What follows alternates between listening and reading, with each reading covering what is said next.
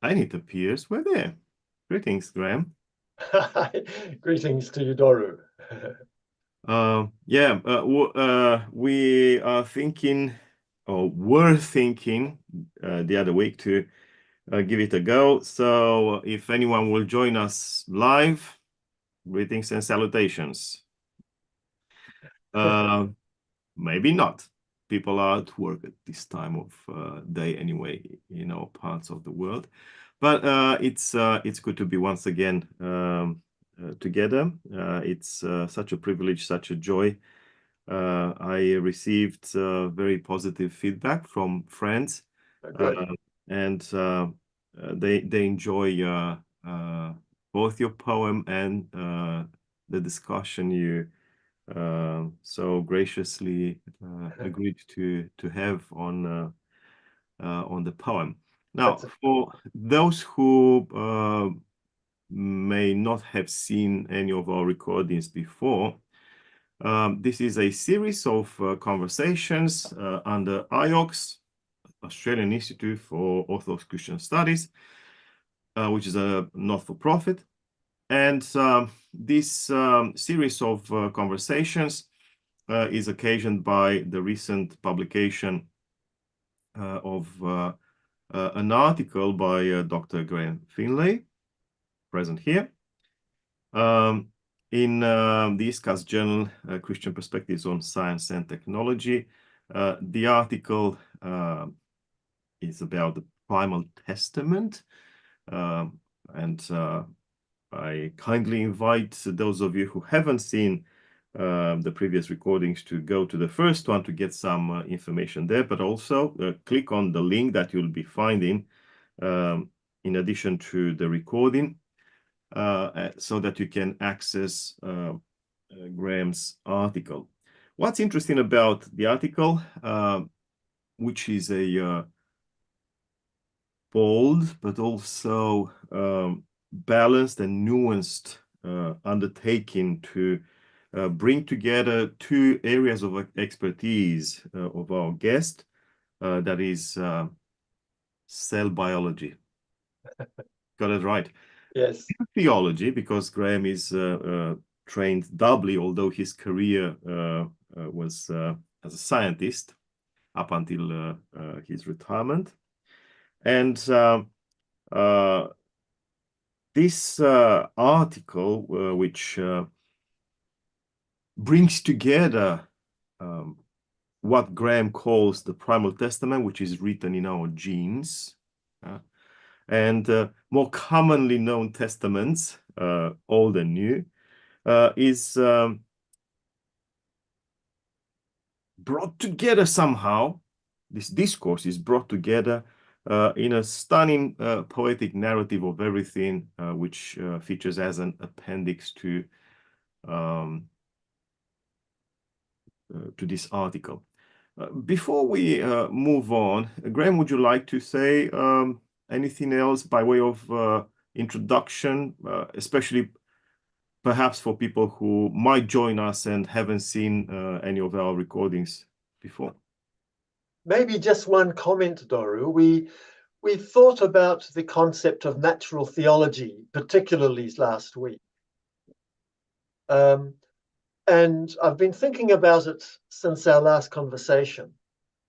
And I think the supreme or the main aim of natural theology is for people who have faith to reflect upon the whole of reality, including science. There is a subservient function, which I still think has value, and that is to answer those who may be uninformed about Christian faith, just to show that Christian faith, as it relates to the sciences, is rational and it has foundation. Although that is subservient because I don't think in itself it is adequate to induce faith. It may contribute to it, but we do need to be careful that as science moves on, our natural theology of today may fall behind. So when addressing people like Richard Dawkins or the cosmologist Lawrence Krauss or the evolutionary biologist, what's his name, Jerry Coyne. They're not informed about Christian faith. So I think that natural theology has a role in just explaining that Christian faith is certainly not incompatible with anything we can read in the science. So that's just my further reflections on our conclusion last time. Yeah, and it's very useful, and thank you. And I think I overdid it by pointing out whatever, from the viewpoint of my own interests, that, well, I personally don't believe that it's a compelling, or it can mount a compelling case in favor of meeting God.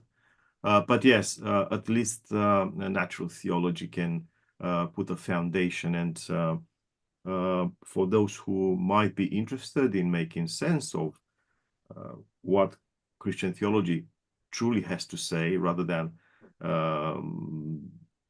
visiting the garden variety apologists on the internet who are always against everything.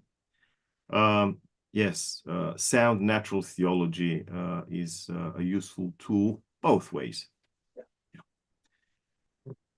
Thank you very much. Okay, so let's see if I can share the poem. So this is the appendix to Graeme's article, the poem called A Freedman's Worship, the point of it all. We went through lots, from cosmology, quantum vacuum, Big Bang, to astrophysics, ours, to geology, Earth, to chemistry, organic chemistry, the ingredients of life, then the formation of cells, living stuff. We went through evolution. We went to catastrophes like the bolide that struck the Earth 66 million years ago, making room for us to talk about all these things. And now we are down to, well, closer to home, mammals. Graeme, would you like to read the stanza, and then we can have a go? Right. Well, we get to the wonder of life and its amazing diversification. And one wonders with how much pleasure God has from his creation here. And I think we can read scripture and see that God takes pleasure from the creatures who he has made, who have evolved in the world he has ordained. So this starts after the great cataclysm of the Chicxulub event. Once nuclear winter, death dealing had resolved, diverse furry creatures, warm-blooded, deft, evolved. The asteroid event was a temporary glitch. Evolution stays on track, now at a higher pitch. The dinosaurs have gone. There is a new refrain. It's not the size that counts, a versatile brain. Small dinosaurs called birds sing sweetly in the trees. The platypus lays eggs, a mammal if you please. Bats like birds flap crazily, wheeling through the breeze. Cattle now called dolphins leap gladly through the sea. And we chopping pandas are vegan carnivores. Confidential squirrels lay up their winter stores. Life is so fecund, its drive autopoietic, vigorous, exuberant. Phylogenetic radiation leads to myriad shapes and sizes, alpine mice to benthic whales, manifold surprises. Chirps and caws, grunts and barks, cacophony of praise. Do the beasts knowingly their voice of worship raise? Is there something lacking in all creation's throng? Creatures that freely lift to God adoring song. Beautiful. And once again, I have to make this point as I did last time. I don't know, knowingly or otherwise, Graeme follows here a traditional form of, well, let's call it nature contemplation in the style that some of us are familiar with by studying early Christian theology. So you have this natural description of things, and then moving on, like in the Lectio Divina, the contemplative, spiritual approach to the scriptures, moving on to doxology, to praise, to let's call them spiritual questions. Yeah, this is beautiful. I mean, you can work with your stanzas, you know. I assume, you know, in a classroom, you're a biology teacher, yeah, and I don't know, you have a lesson on this or that, mammals, or I don't know, butterflies or something, you know. And you do your description, you know, you're a science teacher, you know, you do the description of things, and then, if the framework allows, you know, you can ask some questions or lead your students, you know, to some kind of questions, some kind of thinking that rather than over compartmentalizing, this is biology and has nothing to do with faith. That's faith. It has nothing to do with biology, and so on and so forth. It's a way of bringing them together without infringing upon one another. It's such a beautiful lesson. Anyway, any thoughts, Graeme, on this stanza? Well, I think, yeah, the Lectio Divina, but also the Bible, of course. And I have a model here, you know, Psalm 104. Maybe I could just read some of that.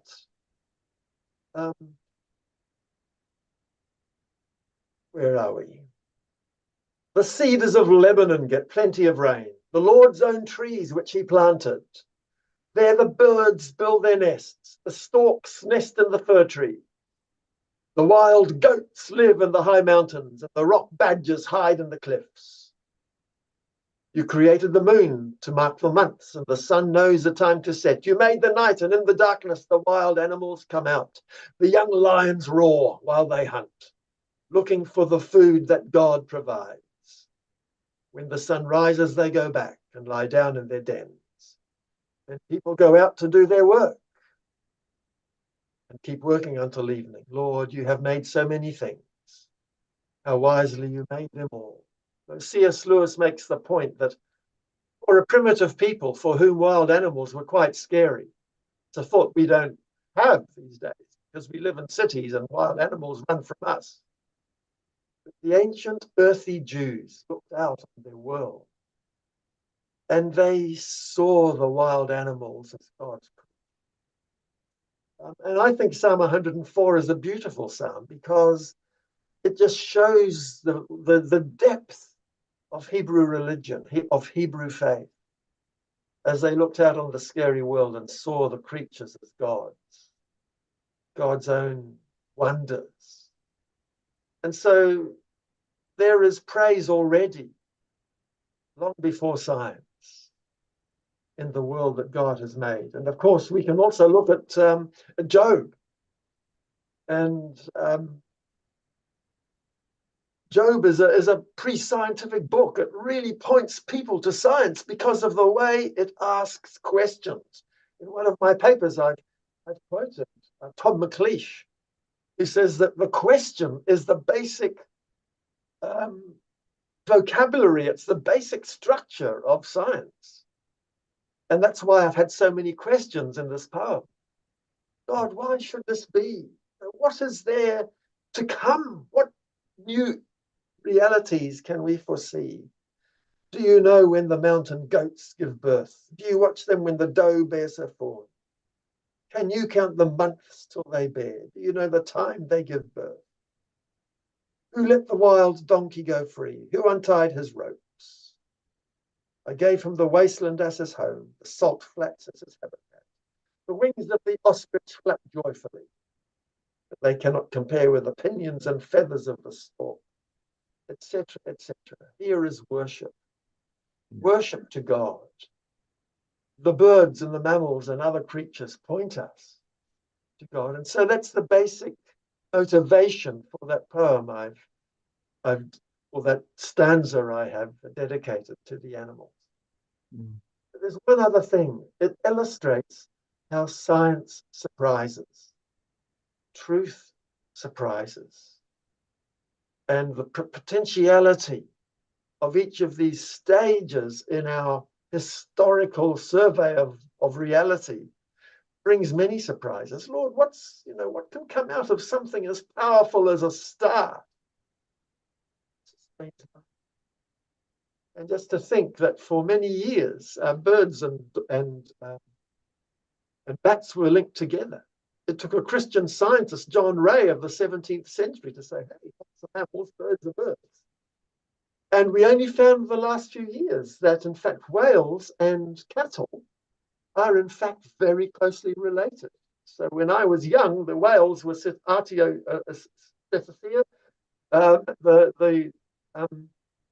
the cattle were Artiodactyla. Now, from DNA, we know they're close cousins. And the whales are cattle that have gone back to sea and lost their limbs. So they're as full of surprises. And as a Christian, I just rejoice in the surprises we find in science and in the theology of God's dealings with human beings too. So that's a quick run through that stanza from my perspective as a Christian. Yeah. And you're right. I mean, pointing out the insights of Tom McLeish.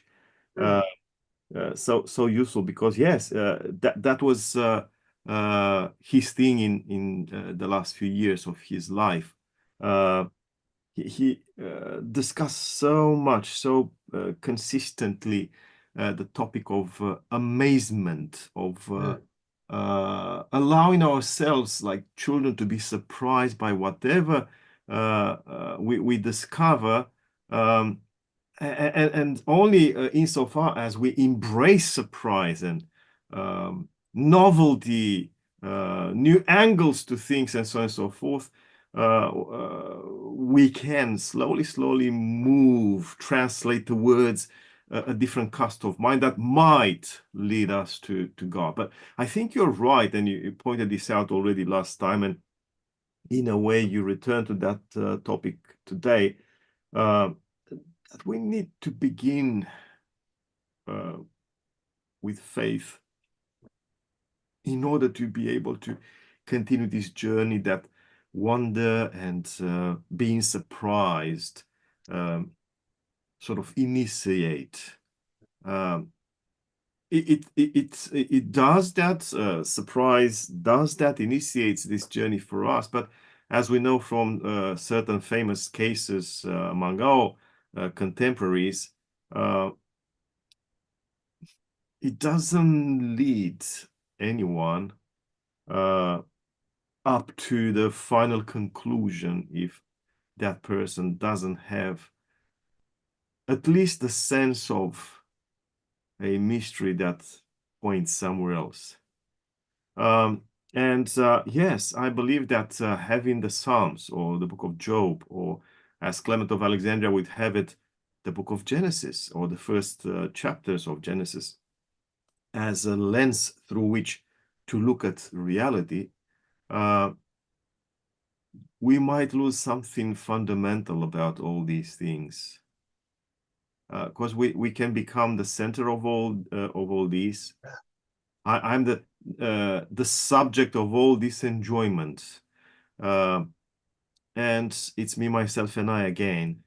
And while my life will be enriched by discovery, by allowing myself to be surprised, my life will still orbit around my mind, my affectivity, my will, and so on and so forth, my rationalizations, and I would be missing something that only faith can give me, or the lens of the Psalms, or the poetry of Akhenaten, which served as a Yes. model to certain Psalms, including the one you read.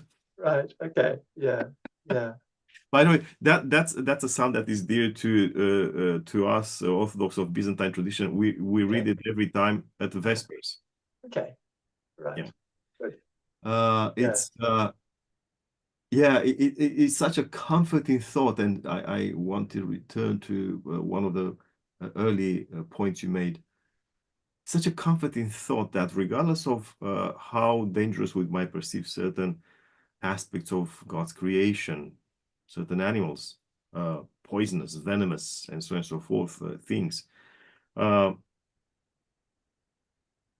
There's a providence that turns all things towards and into something that overall is harmonious and beneficial. And I remember finding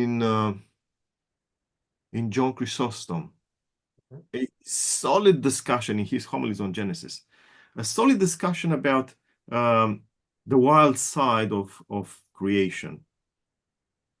Because at the time, for some reason, people were experiencing anxiety. Maybe there were some, I don't know, earthquakes or God knows what. I haven't looked at the big story behind his homilies.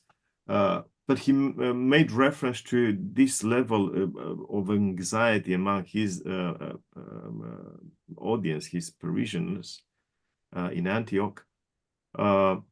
And he had to reassure them that regardless of how strange and dangerous some aspects of the creation might seem or actually be and be experienced as such, there's a benefit to everything because God does not create or allow the existence of things that have no purpose in the grand scheme of things. Yeah, and that psalm teaches us that God is present in all these things. And if God pays attention to all these things, of which some seem to us dangerous, there must be something to the presence of those things, beings around us. And yeah, this is again enrichment. We discover that even things that are unpleasant or seem dangerous or are dangerous to us, threaten our life and so on and so forth, can eat us. Yeah. There's something positive even to that. And this is again another source of amazement that comes not from science, comes from theological insight, from the guidance of faith. And this is another area, another realm where the sciences and theology or the Christian faith meet and shake hands, even without knowing it. Discovering the fact that all things matter. And even though we want to ignore the divine providence at work in the universe and on earth and in our lives, even so, the fact that those things hold together, is such a positive thing, teaching us lessons. Yeah, I loved towards the end your reference in the stanza, but let me put it on display again. That beautiful liturgy, that beautiful doxology of all things, whatever they do, it's as though they praise God, they communicate knowledge, and that's an earlier psalm that says something to that effect. But not only the heavens speak the glory of God, everything communicates knowledge about God for whoever wants to listen to these voices. To the beast knowingly their voice of worship raise. That's a profound question. Do they? We don't know, do we? But yeah, not in the way that human beings can. Yeah. But I guess whether they know it or not, it still ascends to God as revealing his glory. So perhaps this is why we need to change the angle to sort of step away from our anthropocentric cast of mind and put ourselves in the shoes, inverted commas, of non-human inhabitants of the earth. There's this movement, especially in scholarship, but not only in the last decade or so, perhaps a bit more, but more so in the last decade, making room for animal viewpoints when it comes even to theology. And I think that's a beautiful way of looking at things from their viewpoint, not only our viewpoint, because if we keep working anthropocentrically, we are conditioned to be anthropocentric. Yeah, that's how we function. Yeah, that's how we function. But I think we can do better, and an empathetic, compassionate Christ teaches that to put ourselves in the skin of other beings, and to acknowledge at least the possibility that there are other ways of perceiving the divine presence, the divine activity in the universe, the divine light that permeates everything, even though those ways of perception cannot be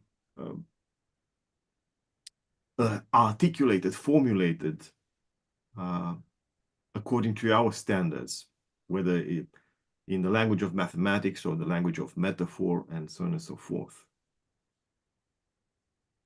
Yeah. Yes, you're right. I think there's a danger that Christians who have been affected by the Enlightenment can be very contemptuous of God's creation. We can be very uninterested in it. Not so the psalmist. No, indeed. Yeah. You're right. I mean, there's so much that we, people of this century, this time and place especially, we can learn from this ancient wisdom, ways of thinking that were, I don't know, common stuff at a time, but we lost that kind of sensitivity. There's a Greek writer, quite controversial, the Orthodox, well, let's call them right kind of bent Orthodox, Nikos Kazantzakis. He was a believer in his own way, and he loved, for example, St. Francis of Assisi. He even wrote a novel, Francis, where he sort of tried to reconstruct that spirituality of Francis that made room for conversation between Christians and God's creation, not only God. But in another book, I think it's in his last book, Report to Greco, yeah, towards the end of his life, he decided that he wants to confess his life, not necessarily his sins, his life. And he took El Greco, the famous painter, as his confessor. And he wrote this beautiful book, Report to Greco. Yeah, it's something like an autobiography, but very profound. with a very vigorous embodied spirituality there. Anyway, in one of the chapters, I think it's there, he has this passage where wants to convey the idea that God's creation is meaningful and also has a theological voice, so to speak. And he paraphrases, I assume, what he calls there a Franciscan haiku. It's a Japanese brief, I don't know, kind of poetry. And it goes something like this, if memory serves. I talked to the almond tree and I said, brother, speak to me about God. And the almond tree flourished, bloomed. Yeah, it's not. Well, anyway, my memory, perhaps you notice, isn't as good as yours anyway. But that's the idea. So yeah, it just there's a voice of, yeah. That's the voice of the almond tree, and the almond tree speaks about God in a way that we might trivialize. Okay, so this is what an almond tree does, blooms, and so on and so forth. Your birds are chirping, cawing, grunting, some animals bark, all this cacophony of praise. In some, whatever, of its expressions, like the almond tree, there's no cacophony at all. It's pure beauty. Yeah, just to God. Yeah. Why did you feel like saying life is so fecund, its drive autopoietic, as in self-making, vigorous, exuberant? It just seems a wonder to me that no matter what you can do to living things, they break out again. I don't even know what questions to ask, why this should be so. But there is just this inherent drive to self-propagate, to complexify, to develop novelty and newness, to rise above disasters and restrictions. To me, it is a cause for worship that life has this inbuilt capacity to reproduce itself and to generate new forms. Now, why? Yeah, go on. I just see it as the wonder of what God has implanted into his world. Why I asked you about this line and a half, it's because, I'm certain there are many Christians today who believe that everything must necessarily be something like a supernatural miracle. The birth of offspring is a miracle, and so on and so forth. Yeah, well, we can say that more or less metaphorically. Yeah. But I think there's something that's missing in that kind of thinking about life.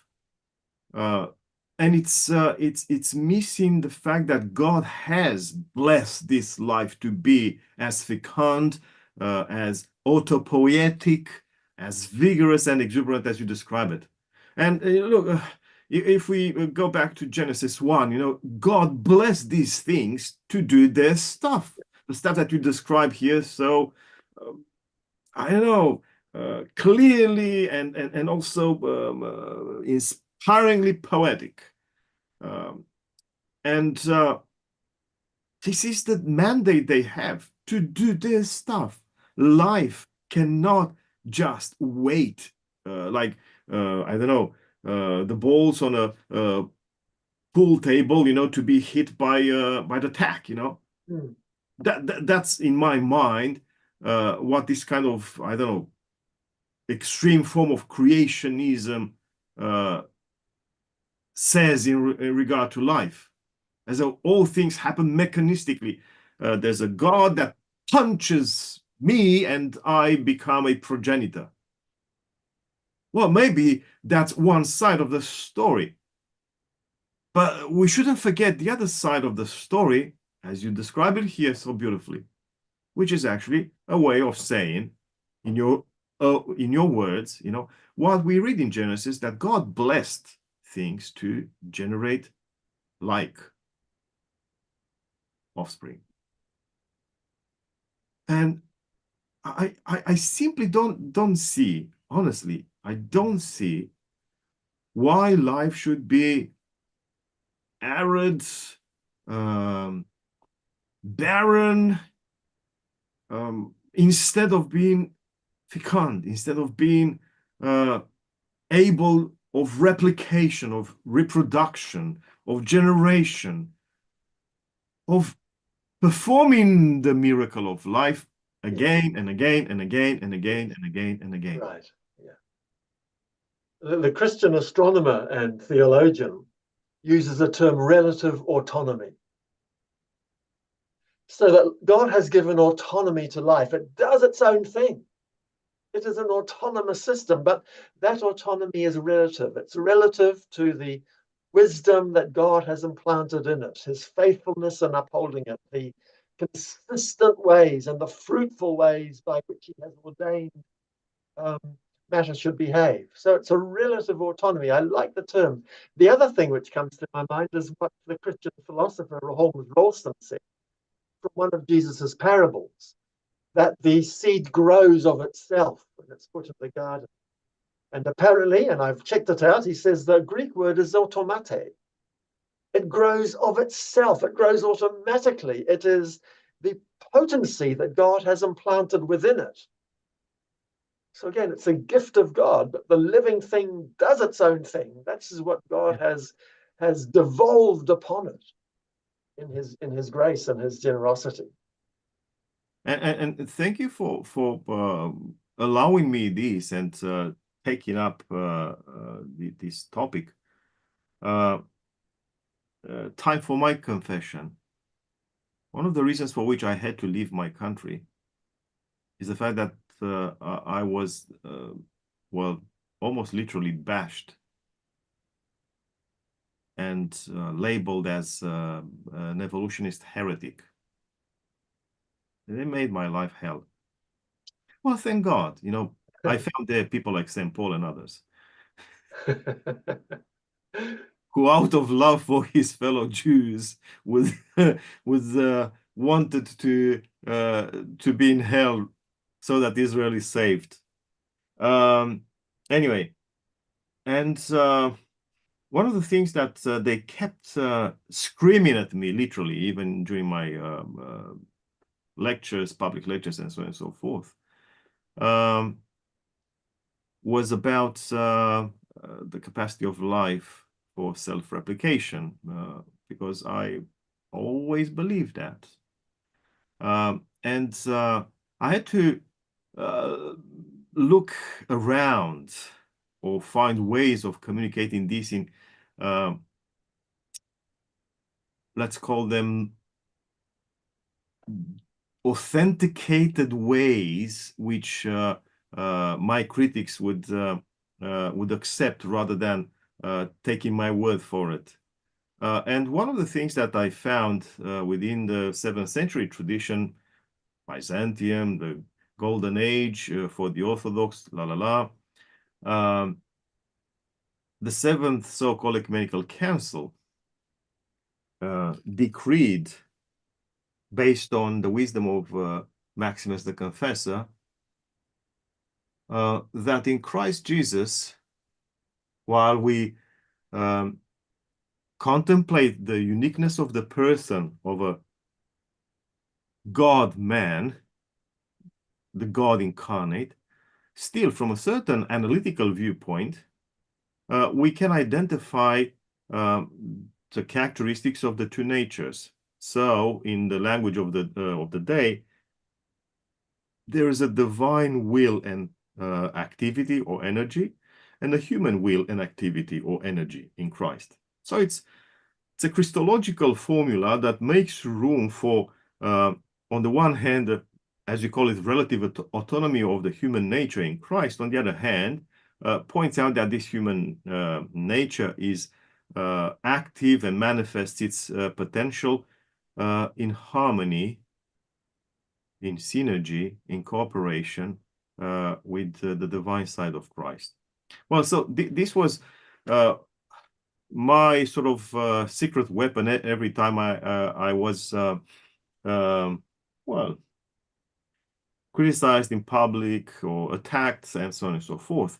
And I believe that there's something to that formula if we want to extrapolate it for everything that happens within the history of God's creation, that there's something having specifically and uniquely to do with the generative power of life and the material creation, if you want to call it so, but is also simultaneously something of a divine support, whatever we want to call it, energy, providence, power, and everything is indeed relatively autonomous within the creation, because there's a divine support permeating all things.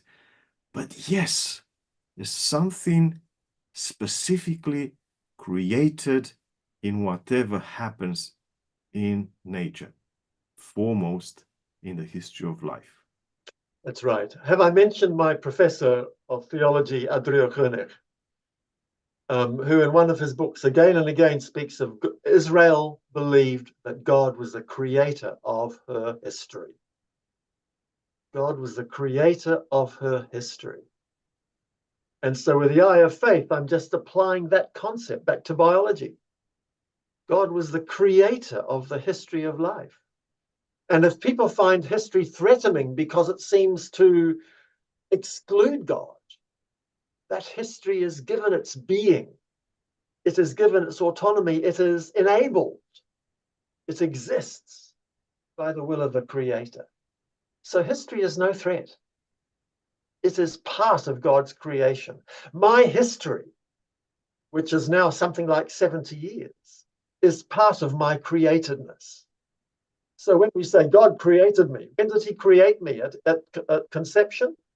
Well, yes, but at birth, yes, but my whole history is created by God in the sense that he enables and ordains and sustains it even when I sin. That is my free will. But he has created my free will as well. I think maybe that's what Israel talks about when it says God hardened Pharaoh's heart. God doesn't make Pharaoh do bad things. God gave Pharaoh the capacity to harden his heart. Yeah.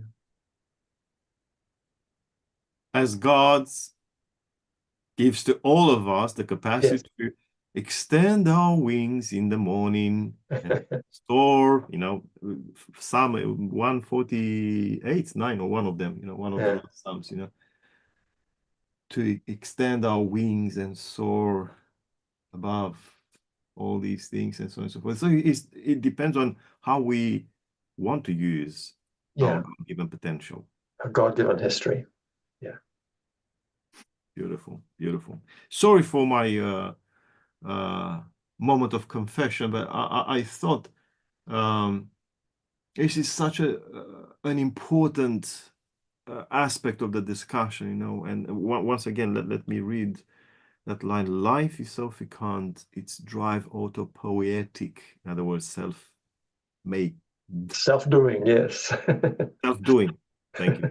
Vigorous, exuberant, and we shouldn't deny the miracle of life, the God-given capacity for generation, which, is much more godlike than anything else, because why would God create something that isn't like him, or like God's self,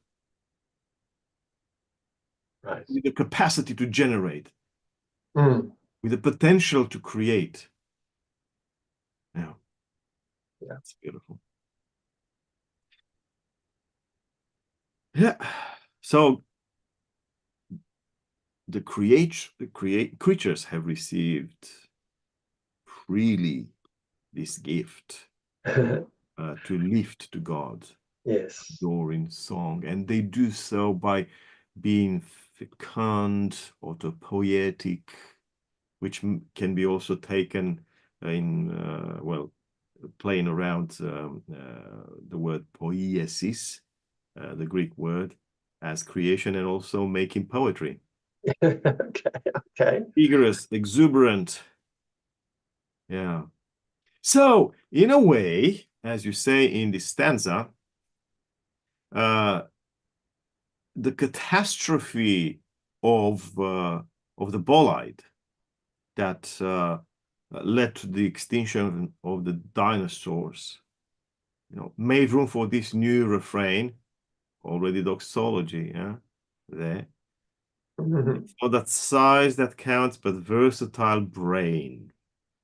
Of course, this raises another question. How about those birds, those trees, those koalas, and whatever other things you mentioned, squirrels and kiwis, and so on and so forth?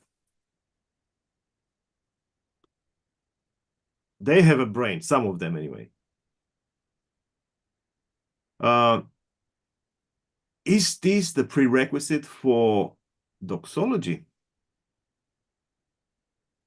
It's leading to a brain such as human beings have, which can knowingly enter into the world of God. Yeah. So it's a step. It's a step towards the capacity to worship and to know God. Yes. So it's not just the fact of being in God, which all of the creation is. Yes. It's also a matter of making sense of being in God.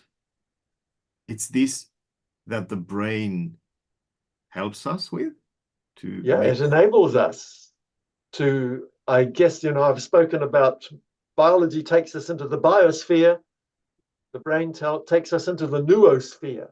Indeed. That area of personal relationship, of knowing, of worship, of relating to another.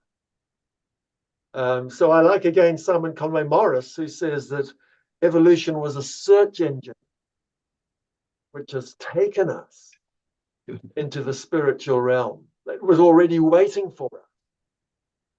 But we needed a brain. Creatures needed a brain before they could enter into the world where God was already thinking and knowing and relating.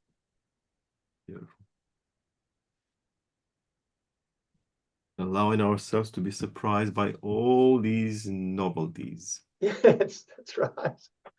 Yes. I think that's what keeps a lot of scientists going, maybe all scientists, that, with all those hard hours in the lab, lonely, discouraging, it's the quest to be the surprise, to stumble upon something new. And my most pleasant, even in my boring little scientific career, the things which surprise are the most pleasant experiences I can think of in my scientific work.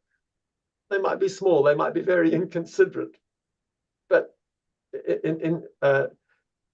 insignificant rather. But to be surprised, something new, amazing. It's a wonderful experience, and that, of course, is a deeply theological experience. To be surprised by the concept of the Trinity, I have no difficulty with that at all. But no, on the one hand, people say, "Oh, you've made God in your image," and they ridicule me for believing in the Trinity. Unbelievers, they contradict themselves all the time. The Trinity is not made in my image. But once it is presented to me, this concept of the three-in-one God, the tri-personal God, makes so much sense. So exciting. Indeed. Shall we go on, or shall we take a break till next time? Well, up to you, Doru. I'd love to go on. Okay, let's do it quickly then. Yeah, well, I have to apologize now.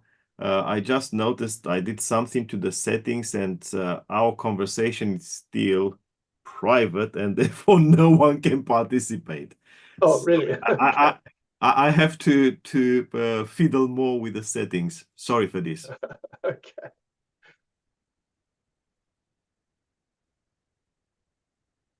So, shall we go on? Right. Okay. So the molecular evidence, looking at the DNA book, has identified a number of major divisions of the mammals. And one of them is the euarchontoglias, which is largely primates and rodents and rabbits.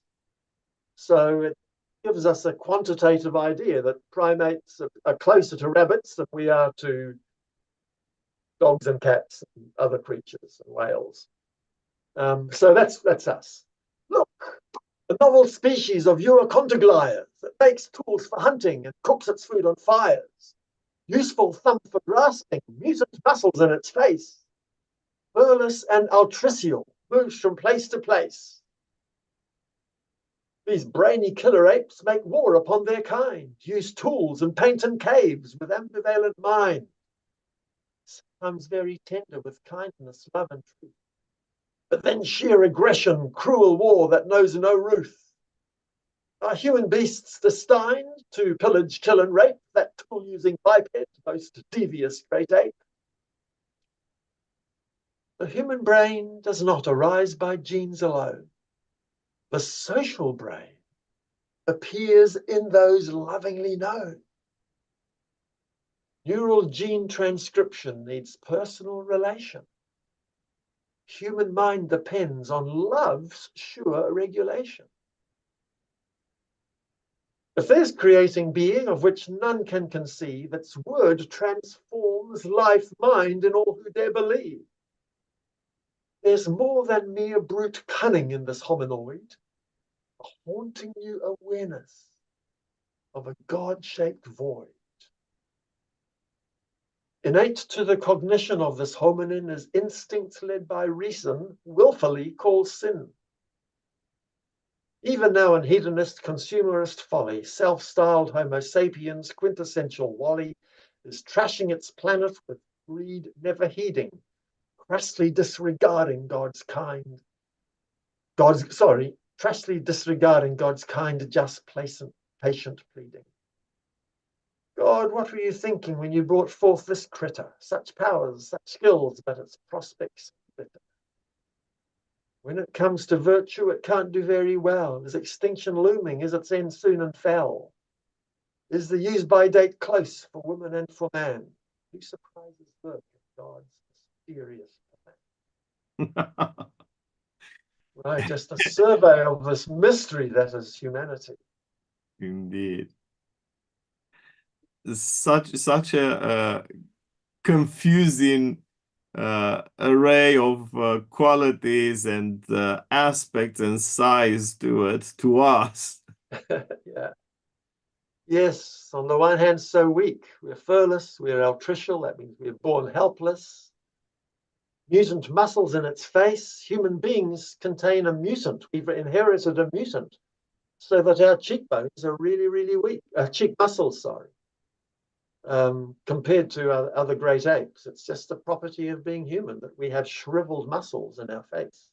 Which allows me to make all these faces showing either surprise or I don't understand you, I don't read you, or... Yeah, possibly. I think the reason is not understood. The first proposal was that because we have weak muscles in our face, the brain case could be reorganized so the brain could sit on top of our eyes. So it could expand, but I don't think the timing was quite right for that. But yeah, we are mutants. We've got mutant muscles in our faces. the gene is still there with a devastating mutation, and it's common to all humanity. So yeah, we are a strange mixture of good and bad.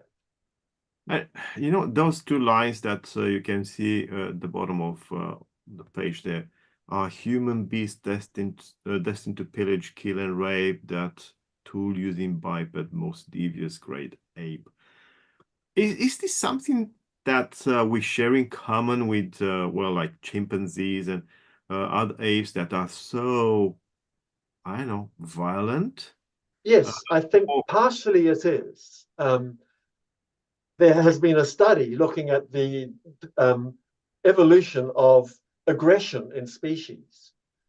And certainly, you know, the carnivores, the lions and whatever are very aggressive. But yeah, we do have a tendency towards aggressiveness. And certainly apes are very territorial and they fight. They're a bit scary. So there is this inherited tendency in us. And further down in that stanza, where it speaks about, we also have this tendency to be cognitive, you know, to think, to be willful. So in this aggression in an ape, we cannot call it sin. But when we have received also this capacity now to be willful about it, to choose, then I think in our history, we have the origins of sin. To sin willfully. So it's there's a natural tendency towards aggressiveness, which we could tame, but what we usually call sin shows more often than not a different drive, or of exaggerating, exacerbating this natural tendency, which makes us more, I don't know, brings us closer to our ape relatives rather than the angels. Right, yes, it enables, we have the responsibility to reflect upon our behavior. We choose to sin or not, and we are pretty much unable to do what is right. So I guess, you know, we come now to this idea of original sin. Is this something we have inherited? A tendency to aggression, but also the capacity to choose right or wrong. And it seems that inevitably, or not always, and sometimes we can be nice, we can do what is right, but the overwhelming tendency is for us to choose wrong. And so you mentioned, yeah, go on. Sorry, no, that's right. Yeah, and you mentioned something after the highlighted verses. There's a different ways of being sinners or sinning. It's not just aggression; it's also hedonism. Yes. Yes, the next four lines are a little bit out of time. They're a little anachronistic, but we do have this, again, perhaps as a biological species, we have this capacity to destroy what's in our local habitat and move on. You know, a cut and burn sort of tendency. We exploit what we can. Some of the ecological economists have described this in our makeup and our evolution. But again, we combine that with what we are now, creatures who have the will, the rational capacity to control these instincts. So we are not led by instincts, we are now able to choose. And time and again, we choose the wrong thing because we give precedence to our selfish instincts. So again, this is, to me, the understanding of original sin comes in when we combine our instincts with our freedom of choice. And you managed to convey this message with clarity and precision even without using the famous scriptural trope of being in God's image and likeness.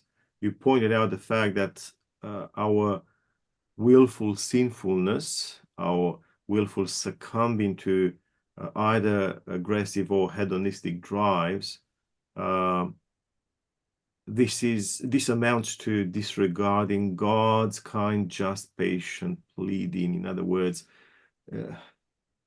we live as sinners insofar as we deprive ourselves of divine advice, of looking into the eyes of God in order to seek what would be the best course of action for us. Yeah, I think, the 2 lines above, where we call ourselves very arrogantly Homo sapiens, we condemn ourselves. We are knowing man. Now, Jesus said to the Pharisees in John chapter 9, if you were blind, you would not be guilty. But since you say that you see, you are indeed guilty.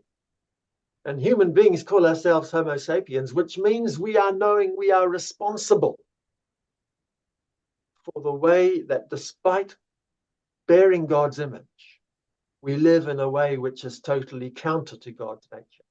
So you've brought us back to the first 11 chapters of Genesis, which, of course, is where Christian anthropology comes from in a very poetic, very concentrated sense. And commentators time and again say that the first 11 chapters of Genesis tell us of God's his plans, his purpose, but how when human beings act and do things, the tendency is a one-way street to increased evil and violence and decadence and misplaced worship. Those first 11 chapters place human beings in an ever worse light as we give expression to the evil that is in our hearts. So it's, they may not have been written first, but they certainly expose the tendency of the heart of Homo sapiens or Homo religiosus or Homo credens or whatever you want to call this creature which is so evil, potentially so evil, generally so evil. What's also interesting is the fact that when you consider our fallen state, our sinfulness, you seem to be, towards the end of the stanza, you seem to be more interested in exploring, let's call it, the environmental reverberations of our bad choices, our ignorance towards God. It's not just the fact that we become a failed species or individuals of representatives of this species. It's also the fact that we affect many more layers of the creation than the confines of our own being, our individual being. This is taught surely in Genesis chapter 3, that when human beings broke their relationship with God, so also they ruptured their relationship with each other. The family suffered through the ego trips of the parents and Cain and subsequently, those who followed. And also we ruptured our relationship with our created environment, the gift that God has given us. So a broken relationship with God leads to broken relationships amongst ourselves and broken relationships with God's beautiful planet. So it's really there, waiting to be understood and taught as we read these earliest sections of Scripture, what it says about the human condition.